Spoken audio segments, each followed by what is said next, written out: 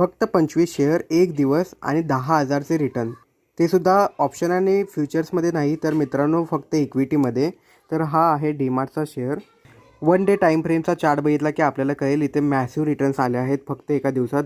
जवळजवळ 11.5 ते 12% इथे डीमार्टने एका दिवसामध्ये दिलेले आहेत. ॲक्च्युली इथे डीमार्टचे लोअर सर्किट लागले होते.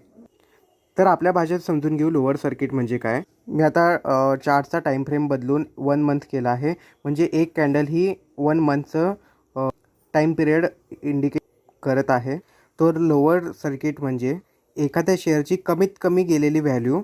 आपण जर सरासरी 2022पासून विचार केला डीमार्टचा, तर आत्तापर्यंतच्या 2 वर्षामध्ये लोएस्ट व्हॅल्यू डीमार्टची ही 3,600 अप्रॉक्सिमेटली गेली आहे.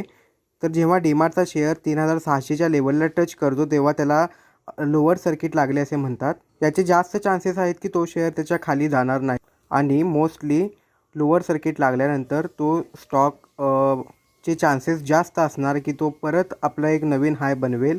तर इथे पण असेच झालेले आहे डीमार्टच्या शेअरमध्ये. त्याचे लोअर सर्किट लागले 3,600ला आणि एका दिवसामध्ये 414 म्हणजे जवळजवळ 11.5 ते 12% म्हणजे इक्विटीमध्ये जवळजवळ 10,000 तुम्ही मिळवू शकला असता जर तुमच्याकडे फक्त 25 शेअर जरी असले असते. तर असे स्टॉक मार्केटचे कन्सेप्ट समजून घेण्यासाठी या चॅनलला सबस्क्राईब करा.